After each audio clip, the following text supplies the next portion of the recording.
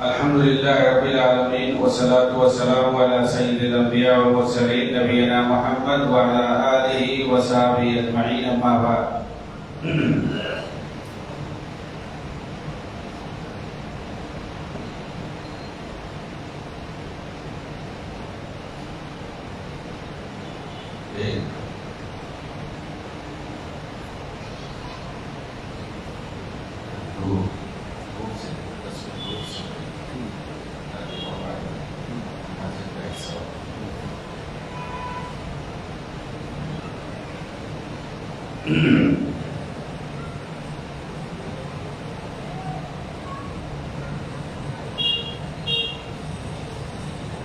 محترم سامعین کرام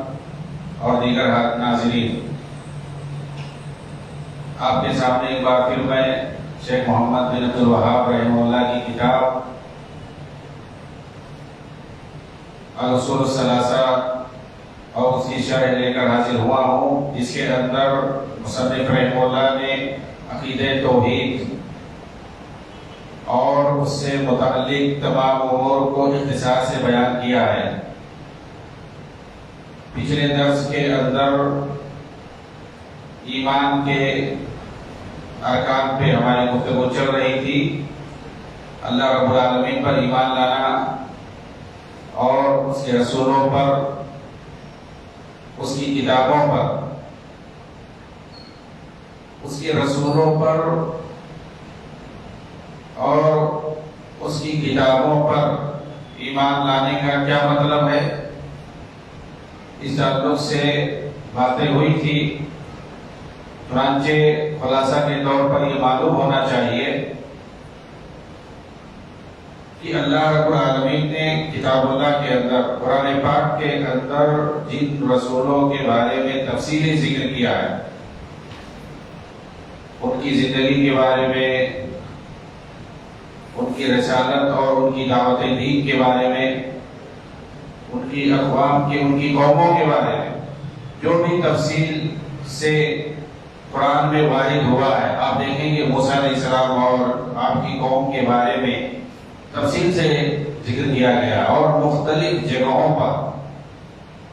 حضرت نوح علیہ السلام کے بارے میں، حضرت آدم علیہ السلام کے بارے میں، حضرت ابراہیم علیہ السلام کے بارے میں آپ دیکھیں، بہت تفصیل مل جائے۔ بہت سے انبیاء ہیں،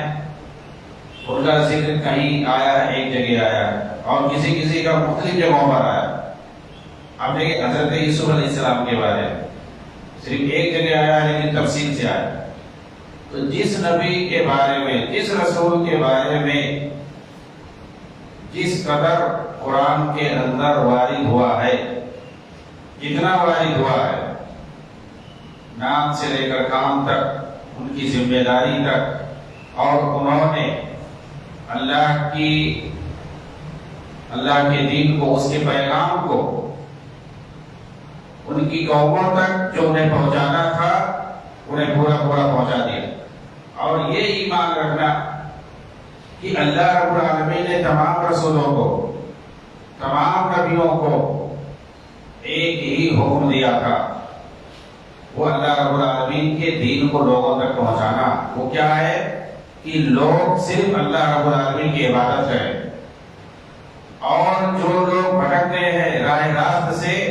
اللہ کی عبادت کی طرف آ جائے، اس کی اطاعت کی طرف آ جائے۔ وَلَقَدْ بَعَثْنَا فِي كُلِّ أُمَّةٍ رَسُولًا أَنِ اعْبُدُوا اللَّهَ وَاجْتَنِبُوا الطَّاغُوتَ۔ ہر قوم کے اندر میں نے رسول بھیجا تاکہ وہ لوگوں کو اللہ کا یہ پیغام پہنچائیں کہ صرف اللہ کی عبادت کرو اور طاغوت سے اجتناب کرو۔ طاغوت مطلب یعنی ہر وہ معبود جو اللہ کو چھوڑ کر کے دوسرے کی عبادت کی جائے، دوسرے کی عبادت کی جائے، وہ کوئی بھی چیز ہو، اس کو طاغوت کہتے ہیں۔ تو اللہ کو چھوڑ کر جس کی بھی عبادت کی جا رہی ہو، جس بھی شکل میں، وہ طاغوت ہے۔ تو کسی بھی شکل میں، کسی طرح سے اور کسی بھی چیز کی عبادت اور پرستش جائز نہیں ہے اللہ رب العالمین کے علاوہ۔ تمام نبیوں کا یہ پیغام تھا۔ چنانچہ ایک قرآن کی آیت کے مطابق کان الناس امة واحدة فبعث الله مبشرین ومنذرین، لوگ پہلے ایک ہی امت تھے، ایک ہی امت ہے، مطلب لوگ پہلے توحید پر قائم تھے، سب اللہ کی عبادت کرتے تھے،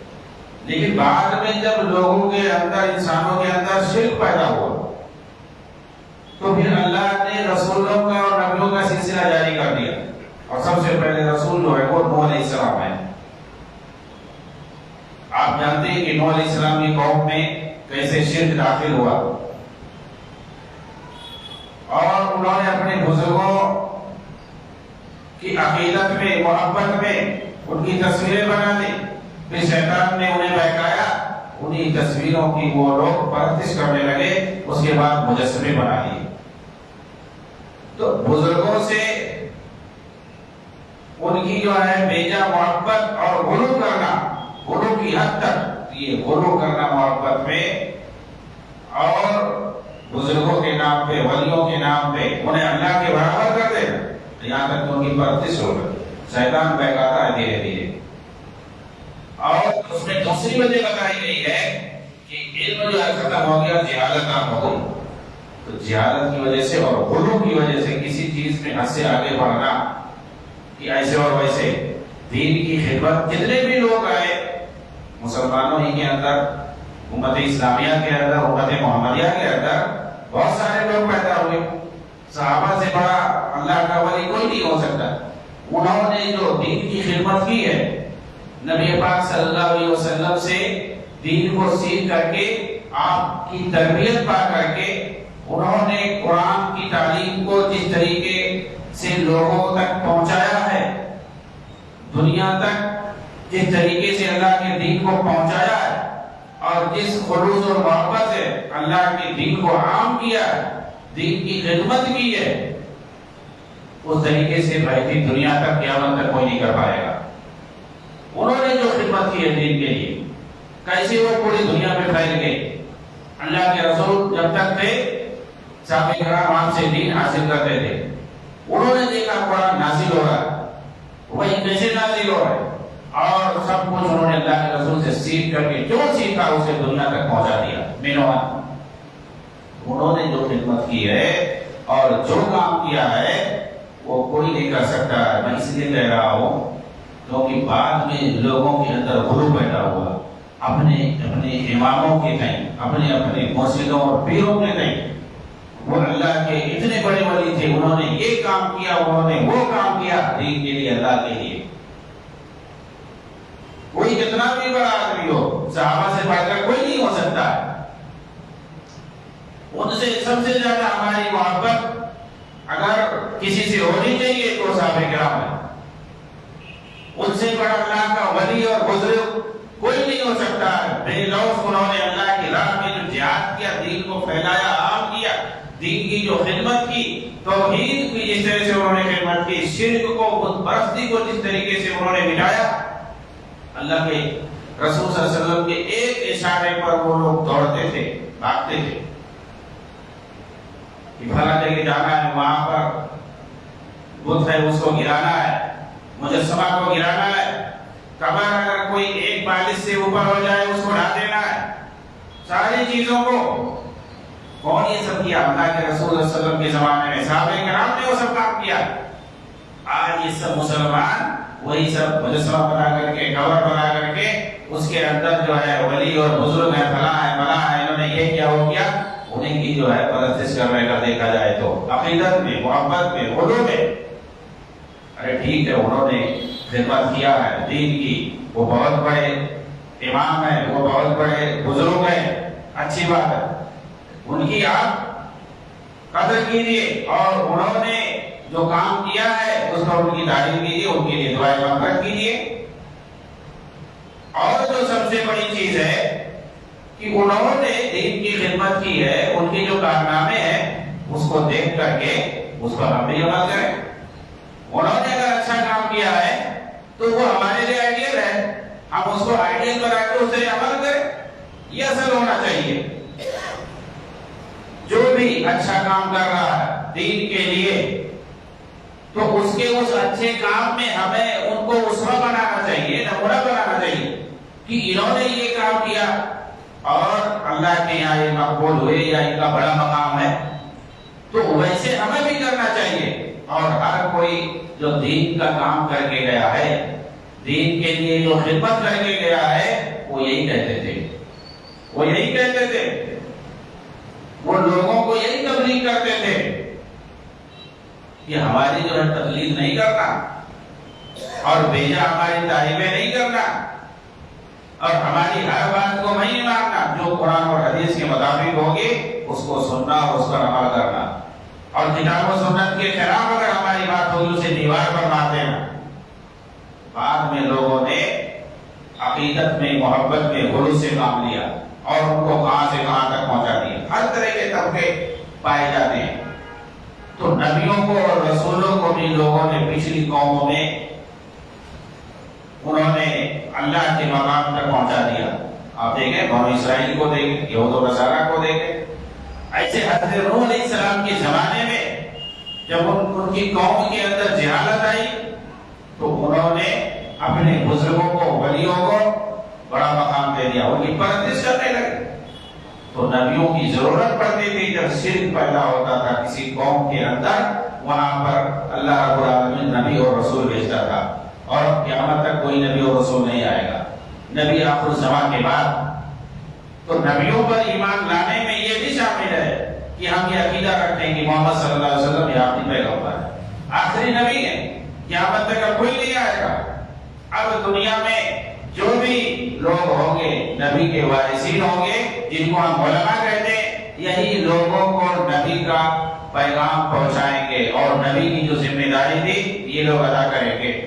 اور وہ کون سی ذمہ داری ہے؟ وہ یہی ہے کہ لوگوں کو شرک اور بدعات سے روکیں اور عقیدے توحید پر لائیں،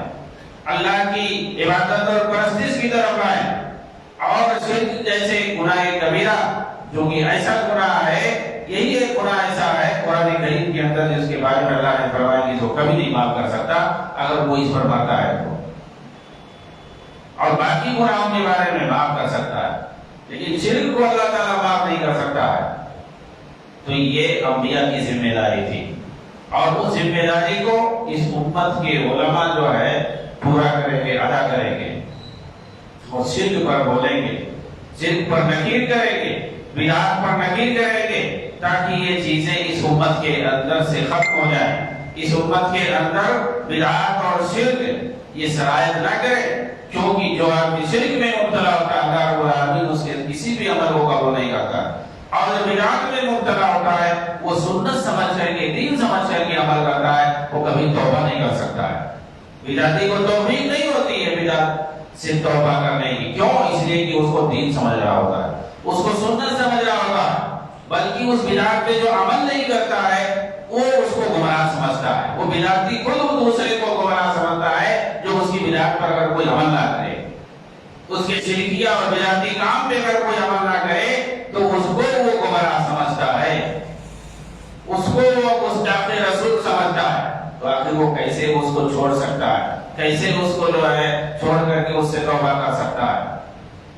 اس لیے شرک اور بدعت سے بچنا اور اس سے دوسروں کو آگاہ رکھنا یہ بہت ہی ضروری ہے۔ تو رسولوں کے بارے میں ضروری ہے کہ ان کی ذمہ داری کو سمجھنا، ان کے مشن کو سمجھنا کہ وہ کس لیے بھیجے جاتے تھے۔ رسولوں کو اللہ نے بھیجا کس لیے بھیجا ہے؟ ان کی آپ دیکھیں تو جتنے لوگوں کا تذکرہ ہوا ہے، وَرُسُلًا قَدْ قَصَصْنَاهُمْ عَلَيْكَ وَرُسُلًا لَمْ نَقْصُصْهُمْ عَلَيْكَ، کچھ رسول ایسے جن کا ذکر ہم نے کیا اور کچھ کا ذکر نہیں کیا۔ تو بہت سارے رسول، بعض روایتوں میں آتا ہے کہ 1,24,000 1,24,000 انبیاء تھے جو بھیجے گئے، اور بعض روایت میں آتا ہے کہ 313 رسول۔ لیکن یہ ساری روایتیں جو کہ صحت کے درجے کو نہیں پہنچتی ہیں۔ کچھ لوگ کہتے ہیں کہ غزوہ بدر میں جتنے صحابہ شریک تھے اتنی تعداد رسولوں کی تھی، یعنی 313، اور نبی صلی اللہ علیہ وسلم کے ساتھ جو لوگ حجۃ الوداع کے موقع پر موجود تھے کہتے 1,24,000 صحابہ تھے، اتنے انبیاء ہیں۔ بہرحال یہ اس کے لیے کوئی صحیح سند نہیں ہے، لیکن یہ بیان کیا جاتا ہے۔ لیکن قرآن کے بیان کے مطابق اور حدیثوں کے مطابق انبیاء کی تعداد بہت زیادہ ہے، انبیاء کی کثرت رہی ہے۔ اور اسی طریقے سے رسولوں کی بھی کثرت آئی ہے کہ ہم نے کوئی بھی ایسی بستی نہیں ہے جہاں پر نبی کو نہ بھیجا ہو، ہر قوم کے اندر ہم نے رسول کو بھیجا ہے۔ تو ان تمام چیزوں سے، اور بہت سارے رسولوں کے، نبیوں کے واقعات ہم دیکھتے ہیں، قرآن کے اندر خود موجود ہے، حدیثوں کے اندر موجود ہے، تو ان کے مجموعی حدیثوں اور نصوص سے پتہ چلتا ہے کہ رسولوں اور نبیوں کی تعداد بہت زیادہ ہے، لیکن متعین کر کے گنتی اور تعداد کے ساتھ اگر کوئی بتاتا ہے تو اس کے لیے کوئی صحیح سند یا کوئی صحیح دلیل ہمارے سامنے نہیں ہے۔ رسولوں کے بارے میں یہ ایمان رکھنا کہ دین کے بارے میں انہوں نے جو بھی تبلیغ کی ہے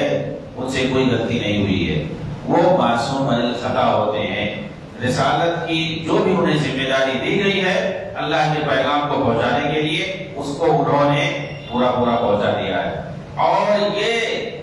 ایمان لانا خاص طور سے آخری نبی جناب محمد رسول اللہ صلی اللہ علیہ وسلم کے بارے میں کہ آپ جو دین اسلام لے کر کے آئے اور جو شریعت لے کر کے آئے، جو منہج اور طریقہ لے کر کے آئے، اس پر عمل کرنا ضروری ہے، اور اسی شریعت پر قیامت تک عمل کیا جائے گا۔ پچھلے جو انبیاء اور رسول آئے ان کی جو ہے شریعتیں کیا ہے، منسوخ ہیں۔ پچھلی شریعتوں سے کوئی آدمی اگر دلیل پکڑتا ہے، جیسے کہ نبی صلی اللہ علیہ وسلم سے پہلے حضرت عیسیٰ علیہ السلام آئے، حضرت موسیٰ علیہ السلام آئے، ان کی شریعتوں سے اگر کوئی دلیل پکڑتا ہے اور وہ چیزیں ہماری شریعت سے اگر ٹکراتا ہے تو وہ قابل قبول نہیں ہوگا۔ چنانچہ یہ ایمان لانا کہ جتنی پچھلی شریعتیں ہیں وہ سب منسوخ ہیں،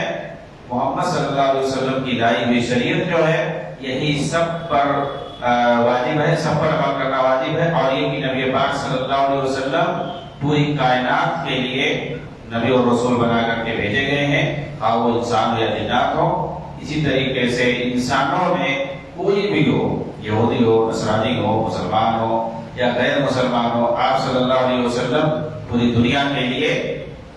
نبی اور رسول بنا کر کے بھیجے گئے ہیں۔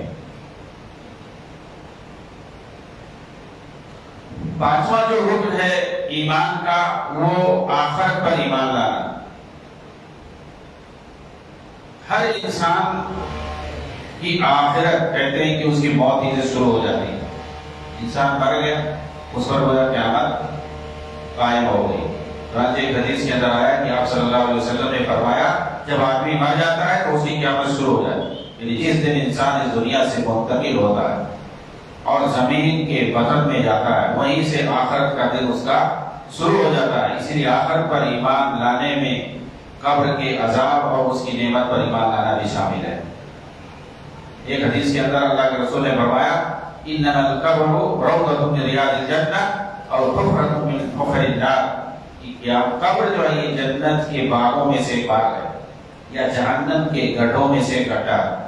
یہ سنن ترمذی کی روایت۔ یعنی آخرت جسے ہم کہتے ہیں تو وہ مرنے کے بعد ہی وہ شروع ہو جاتا ہے، اور جب تک قیامت قائم نہ ہو میدان محشر میں اس وقت سے لے کر کے اور انسان جب مرتا ہے اس کو برزخ کہتے ہیں۔ تو برزخ بھی یہ آخرت کا ہی حصہ ہے۔ چنانچہ رسول اکرم صلی اللہ علیہ وسلم کی تصدیق کرنے میں ان ساری چیزوں پر ایمان لانا واجب ہے۔ آخرت کے تعلق سے آپ دیکھیں گے عذاب قبر سے لے کر کے اور یہ کہ اس میں بندے کو عذاب دیا جاتا ہے یا یہ کہ اس کو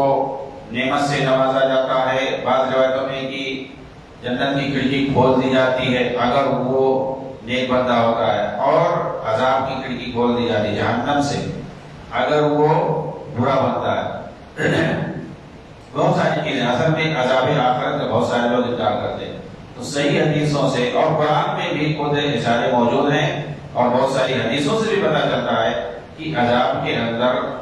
قبر کے اندر نعمت بھی حاصل ہوتی ہے اور عذاب بھی ہوتا ہے۔ اب یہ الگ بات ہے کہ وہ کس طریقے سے ہوتا ہے اس کے بارے میں کوئی نہیں جانتا ہے۔ چنانچہ مرنے کے بعد وہ ایک الگ ہی زندگی ہوتی ہے۔ بہت سارے مسلمانوں ہی میں وہ کچھ لوگوں کے بارے میں عقیدہ رکھتے ہیں کہ ان کی زندگی ویسے ہی ہوتی جیسے انسان کی زندگی دنیا میں ہوتی ہے، یعنی دنیاوی زندگی، دنیاوی حیات کی طرح سے بہت سارے لوگ مانتے ہیں۔ بعض انبیاء کے بارے میں، بعض اولیاء کے بارے میں، حالانکہ یہ غلط ہے۔ کوئی بھی ہو، کوئی نبی ہو، ولی ہو، بزرگ ہو، یا کوئی عام انسان ہو، یا کوئی شہید ہو، کوئی بھی ہو، ہر ایک کی وہاں پر ایک الگ زندگی ہے، کیونکہ روح کو موت نہیں ہوتی ہے، تو وہاں کی زندگی ہے وہ بالکل الگ ہے۔ برزخ کی جو زندگی ہے وہ بالکل الگ ہے۔ اب وہاں کے بارے میں یہ ہمارا عقیدہ ہونا چاہیے، اور یہ ہمیں اچھی طرح سمجھ لینی چاہیے کہ برزخ کے بارے میں، یعنی دنیا کے بعد جو مرحلہ ہے برزخ کا، قیامت سے پہلے، وہ برزخ کی جو زندگی ہے اس کے بارے میں قرآن حدیث کے اندر جتنا آیا ہے اتنا ہمیں ایمان لانا ہے، اس سے زیادہ اور کسی چیز میں قیاس نہیں کرنا۔ انبیاء کے بارے میں جو کچھ آیا ہے کہ ان کی برزخی زندگی کیسی ہے، اور خاص طور سے نبی پاک صلی اللہ علیہ وسلم کے بارے میں جو برزخی زندگی میں اتنا صحیح حدیث کے اندر اور قرآن کے اندر جو کچھ بھی آیا ہے، اور دیگر انبیاء کے بارے میں، شہداء کے بارے میں جو کچھ آیا ہوا، اور دیگر انسانوں کے بارے میں جو کچھ آیا ہے برزخی زندگی کے بارے میں، صرف اتنا ہی ماننا۔ آپ دیکھیں قرآن میں اللہ رب العالمین نے فرمایا کہ یہ شہداء جن کو تم سمجھتے ہو کہ مردے ہیں، وہ زندہ ہیں، اللہ کی یہاں انہیں رزق دیا جاتا ہے، لیکن تم ان کی زندگی کو نہیں سمجھتے ہو، ولیکن لا تشعرون، تمہیں نہیں پتا ان کی زندگی کیسے ہے۔ لیکن آپ دیکھیں لوگ، بہت سارے لوگ عقیدہ رکھتے ہیں کہ جیسے ہم دنیا میں ہیں، یہ غلط ہے، یہ غلط سوچ ہے۔ وہاں زندگی ہے، ہر کوئی زندہ ہے، لیکن کس انداز میں اللہ تعالیٰ جانتا ہے، ہم نہیں جانتے۔ اللہ نے خود روکا ہے، منع کیا کہ جو نہیں جانتے ان کی زندگی کیسی ہے، تو ہر ایک کی اپنی الگ الگ زندگی ہے، لیکن ہم ان کے بارے میں نہیں جانتے ہیں کہ کس طرح سے ان کی زندگی ہے۔ اسی لیے زیادہ ہمیں قیاس کرنے کی ضرورت نہیں ہے، کیونکہ وہ علم غیب سے اس کا تعلق، قرآن سے جو کچھ وحی کے ذریعے جو کچھ پتا چلے گا، جیسے آخرت کے بارے میں، جنت کے بارے میں، دوزخ کے بارے میں، میدان محشر کے بارے میں، یہ سب غیب سے متعلق باتیں۔ قرآن اور صحیح حدیث میں جو کچھ ذکر ہوا اور جیسے ذکر ہوا، جتنا ذکر ہوا، ویسے ہی ہمارا ایمان ہے۔ اس میں کچھ ہم گھٹا بڑھا نہیں سکتے ہیں، نہ ہی تعداد میں، اور نہ ہی کیفیت میں، نہ ہی مقدار میں، کسی بھی چیز میں ہم اس کے اندر کچھ گھٹا بڑھا نہیں سکتے ہیں، اور نہ ہی غیب کی چیزوں میں کسی چیز پر قیاس کر سکتے ہیں۔ انسان کی زندگی مختلف مرحلے میں مختلف طریقے سے ہوتی ہے، اور ہر مرحلے میں آدمی کسی بھی مرحلے میں ہوتا ہے، وہ نہ پچھلے مرحلے کے بارے میں کچھ جانتا ہے اور نہ بعد والے مرحلے کے بارے میں کچھ جانتا ہے کہ وہ کیسے ہے۔ انسان پہلے عالم ارواح میں تھا، اس کے بعد وہ ماں کے پیٹ میں آیا، پھر اس کے بعد یہ دنیاوی زندگی ہے، اس میں آیا۔ یہ تیسرا مرحلہ، یہ انسان کی زندگی کا یہ تیسرا مرحلہ ہے، جو اس دنیا کے اندر، جس کو ہم حیات دنیا کہتے ہیں، دنیاوی زندگی کہتے ہیں۔ اس کے بعد چوتھا مرحلہ ہے جس کو برزخی زندگی کہتے ہیں۔ اس کے بعد جو ہے آخری مرحلہ ہے جس کو ہم اخروی زندگی کہتے ہیں۔ وہ ہر اعتبار سے کامل ہوگا، ہر اعتبار سے، جسمانی اعتبار سے، روحانی اعتبار سے، ہر اعتبار سے کامل زندگی ہوگی۔ وَلَلْآخِرَةُ خَيْرٌ لَكَ مِنَ الْأُولَىٰ، تو آخرت کی زندگی جو ہے ہر اعتبار سے، جسمانی اعتبار سے، روحانی اعتبار سے کامل زندگی ہوگی۔ اس سے پہلے کی جو زندگیاں ہیں، جو مراحل ہے، چاہے وہ برزخ کی زندگی ہو، یہ دنیا کی زندگی ہو، رحم مادر کی زندگی ہو، یا عالم ارواح کی، اس میں کامل زندگی نہیں ہے۔ یہ تینوں چاروں زندگیاں جو ہیں، تینوں چاروں مرحلے جو ہے کامل نہیں۔ آخری جو مرحلہ ہوگا جس کو اخروی زندگی کہتے ہیں، وہ ہر اعتبار سے کامل ہوگا۔ اور جو جس مرحلے میں رہتا ہے، میں نے بتایا کہ نہ پہلے مرحلے کے بارے میں اس کو کچھ پتا ہوتا ہے کہ وہ کیسے وہاں پہ زندگی گزار رہا تھا۔ یہاں پہ دنیا کے مرحلے میں جو بھی ہے اس کو نہیں پتا ہے کہ اسے پہلے والے مرحلے میں 9 مہینہ وہ اپنی ماں کے پیٹ میں کیسے تھا، کیسے وہ جی رہا تھا، کیسے وہ غذا حاصل کر رہا تھا، کچھ نہیں خبر ہے۔ اور وہاں رہتے ہوئے نہ ہی اس کو عالم ارواح کے بارے میں کچھ خبر تھی، نہ اس دنیا کے بارے میں کچھ خبر تھی۔ ایسے اس دنیا کی مرحلے میں جو ہے اس کو نہ پچھلے مرحلے کے بارے میں کچھ پتا ہے اور نہ ہی بعد والے مرحلے کے بارے میں کچھ پتا ہے، سوائے اتنا جتنا اللہ تعالیٰ نے خبر دیا ہے۔ زیادہ قیاس کرنا یا اس کے متعلق جو ہے اپنی طرف سے باتیں کرنا اور بیان کرنا اور نئے نئے عقیدے رکھنا، یہ سب بدعتیں ایجاد کرنا، ظاہر سی بات ہے یہ سب جہالت کی وجہ سے اور بیجا عقیدت اور غلو کی وجہ سے ہوتا ہے۔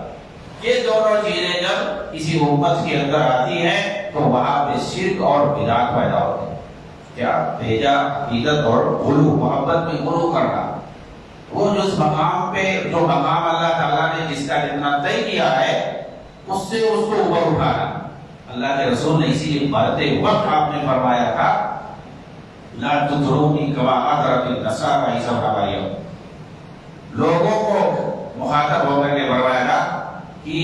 میرے اندر غلو نہیں کرنا، حد سے زیادہ میری تعریف نہیں کرنا، میری محبت میں غلو نہیں کرنا، جیسے کہ نصرانیوں نے عیسیٰ کے ساتھ کیا ہے۔ کما اطرت النصارى عیسی ابن مریم، عیسیٰ ابن مریم کے ساتھ جیسے ان کے ساتھ غلو کیا، محبت میں غلو کرتے ہوئے ان کو کہاں سے کہاں تک پہنچا دیا، ان کو جو ہے نبوت کے مرحلے سے اٹھا کر کے، نبوت کے مقام سے اٹھا کر کے ان کو کیا بنا دیا؟ معبود بنا دیا، اللہ کا بیٹا بنا دیا، اور اللہ کا بیٹا کیا سیدھا معبود بنا دیا، اللہ کے مقام تک پہنچا دیا۔ اللہ کے رسول نے فرمایا فإنما أنا عبد اللہ ورسولہ، اقول عبد اللہ ورسولہ، میں اللہ کا بندہ اور اس کا رسول ہوں، چنانچہ مجھے اللہ کا بندہ اور اس کا رسول کو۔ یہ اللہ کے رسول نے آخر میں پیغام دیا اپنی امت کو غلو سے بچاتے ہوئے۔ یہ نہیں کہ جو ہے اللہ کے رسول کا جو مقام ہے، ظاہر سی بات ہے رسالت یہ کوئی معمولی فضیلت تھوڑی ہے، رسول کا ہونا خود یہ سب سے بڑی افضلیت ہے۔ اللہ رب العالمین ہر ایک کو نبی اور رسول نہیں بناتا، جس کو سمجھتا ہے کہ یہ رسالت اور یہ نبوت کے باہر کو اٹھا سکے گا اور اللہ کے پیغام کو لوگوں تک پہنچانے میں کامیابی سے اپنی زندگی گزار دے گا، اسی کو یہ بات دیتا ہے، اسی پر یہ بوجھ ڈالتا ہے اللہ تعالیٰ۔ اللہ یجعل رسالتہ حیث یشاء، اللہ جہاں چاہتا ہے اسے، جہاں معلوم ہے کہ یہ بندہ میری رسالت کو اٹھا پائے گا، میری رسالت کے بوجھ کو یہ برداشت کر پائے گا، اسی پر ڈالتا ہے۔ تو اللہ کے رسول صلی اللہ علیہ وسلم پیغمبر تھے، نبی تھے، یہ نبوت اور رسالت یہ معمولی چیز نہیں، یہی جو ہے بہت بڑی فضیلت۔ اب اس سے آگے کہاں لے جاؤ؟ اس سے آگے کیا؟ اس سے آگے صرف الوہیت ہے، معبود اللہ کا مقام اور اس کے آگے۔ چنانچہ اللہ کے رسول نے بدلا دیا، میں رسول ہوں، یہی میرے لیے بڑی فضیلت کی باعث ہے، اب اس سے اوپر مجھے مت بڑھانا۔ آخری وقت میں اللہ کے رسول نے فرمایا تھا کہ یہودیوں پر اور نصرانیوں پر اللہ کی لعنت ہو، لعن اللہ الیہود والنصارى اتخذوا قبور انبیاء مساجد، انہوں نے اپنے نبیوں اور رسولوں کی قبروں کو سجدہ گاہ بنا لیا تھا۔ اللہ کے رسول نے فرمایا کہ یہود و نصارہ پر اللہ کی لعنت ہو، انہوں نے اپنے نبیوں کی قبروں کو سجدہ گاہ بنا دیا تھا۔ حضرت عائشہ صدیقہ رضی اللہ تعالیٰ عنہ فرماتی ہیں کہ اللہ کے رسول ایسا کہہ رہے تھے، وجہ یہ تھی آپ اپنی امت کو ڈرا رہے تھے کہ کہیں میری قبر کو بھی لوگ سجدہ گاہ نہ بنا لیں، اپنی امت کو ڈرا رہے تھے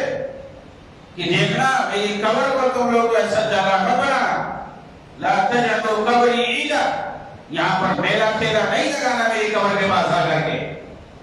اور دیکھیے وہاں پر جو ہے باقاعدہ سیکورٹی فورس لگی رہتی ہے، اگر اس کو ہٹا دیا جائے تو کتنے جو بدعتی جو ہے شرک و بدعت میں جو ڈوبے ہوئے ہیں، سب کچھ قبر ہی کو سمجھتے ہیں، وہ سب جو ہے قبر کو میلا ٹھیلا دن و رات بنایا رکھنے کی۔ وہاں پر اس صحیح بخاری کے اندر ہے کہ میری قبر کو جب میلا ٹھیلا نہیں بنانا، صحابہ کرام کے زمانے میں کہتے ہیں کہ باہر سے جب کوئی آتا ایک بار سلام پڑھنے کے بعد اگر دوبارہ جاتا وہاں پہ تو منع کر دیتے تھے کہ بار بار نہیں جاتے۔ اگر کوئی باہر سے آتا مسجد نبوی کے اندر اور نبی صلی اللہ علیہ وسلم کی قبر پہ سلام کرنے جاتا، زیارت کرنے جاتا، پھر اگر وہ دوبارہ جاتا تو اسے منع کر دیتے کہ بار بار جانے کا مطلب ہے تم میرا ٹون ٹھیلا بنا رہے ہو۔ تو اللہ کے رسول صلی اللہ علیہ وسلم بدعت اور شرک اور اس کے جو وسائل اور ذرائع ہیں جو راستے ہو سکتے ہیں، خفیہ جو طریقے ساری چیزوں سے ہوگا، لیکن آج امت وہی گھوم گھوم کے کر رہی ہے، وہی کر رہی ہے۔ اور جو لوگ ان چیزوں سے منع کرتے ہیں، شرک اور بدعات سے جو لوگ روکتے ہیں، جو لوگ منع کرتے ہیں، اور انبیاء کے مشن کو جو لوگ پورا کرتے ہیں، انہیں کو برا بھلا کہا جاتا ہے، انہیں کے خلاف پروپیگنڈا کیا جاتا ہے، انہیں کو بدنام کیا جاتا ہے، انہیں کو کہا جاتا ہے کہ یہ امریکہ کے ایجنڈے، یہ تو نصارہ کے ایجنڈے۔ مسلمان نبی کی عقیدت میں، نبی کی محبت میں جلوس نکالتے ہیں، دیکھو کفار لوگ تو منع کرتے ہیں، یہ بھی منع کرتے ہیں، یہ بھی کہتے ہیں حرام ہے، یہ بھی کہتے ہیں بدعت ہے۔ یہ لوگ مسجد نبوی کے اندر جا کر کے اس طرح کا کام کرنے کی کوشش کرتے ہیں، وہاں پہ جو سیکورٹی فورس ہوتی ہے ان کو ڈرنے سے مارنے لگاتی ہے، کہتے دیکھو یہ سب یہودی ہیں، نبی کی محبت میں وہاں بھی نہیں میلاد منانے دے رہے ہیں۔ یہودیوں کے جو ہے یہ ایجنٹ ہے، امریکہ کے ایجنٹ ہے، مسجد نبی پر قبضہ ہے ان کا۔ یعنی جو نبی کے پیغام کو پہنچا رہا ہے، جو نبی صلی اللہ علیہ وسلم کی شریعت کو، آپ کے فرمان کو جو نافذ کر رہے ہیں باقاعدہ، اور ڈنڈے کے زور پہ نافذ کر رہے ہیں، ان کو برا بھلا کہا جاتا۔ لوگوں کی کھوپڑی الٹ چکی ہے۔ آج وجہ یہ ہے کہ جو انبیاء کا مشن ہے، جو نبی صلی اللہ علیہ وسلم نے جس وجہ سے آپ کو بھیجا گیا تھا، اور آپ نے جو امت کو پیغام پہنچایا، اور صحابہ کرام نے جس پیغام کو لوگوں تک پہنچایا ہے، اس کو بھلا دیا گیا ہے، اس کو بھلا دیا گیا۔ کوئی تو کہتا ہے کہ انبیاء آئے تھے انقلاب کے لیے، کوئی کہتا ہے انبیاء آئے تھے حکومت قائم کرنے کے لیے، کوئی کہتا ہے انبیاء آئے تھے اخلاق کو بلند کرنے کے لیے، لیکن انبیاء جس مقصد کے لیے آئے تھے اس کو لوگ بھلا دیتے ہیں۔ اسی وجہ سے شرک اور بدعت عام ہے، اور سارے لوگ اسی میں دلدادہ، اسی کے دلدادہ ہو چکے ہیں، اسی میں ڈوبے ہوئے ہیں، اور اس راہ سے بھٹک رہے ہیں۔ اللہ رب العالمین کے ساتھ جب شرک کیا جائے گا، دین کے اندر بدعتیں کی جائیں گی، اللہ رب العالمین کبھی نہیں کام کر سکتا ہے، اور اسی لیے مسلمانوں پر ذلت ہے۔ اللہ رب العالمین سے دعا ہے کہ اللہ تعالی ہمیں شرک اور بدعات سے نجات دلائے۔ اللہ رب العالمین ہمیں عقیدہ توحید پر قائم اور ثابت رکھے۔ اللہ تعالی ہمیں دین کے احکام کو اچھی طرح سمجھنے اور اس پر عمل کرنے کی توفیق عنایت فرمائے۔ آمین۔ وآخر دعوانا الحمدللہ رب العالمین۔ السلام علیکم ورحمۃ اللہ وبرکاتہ۔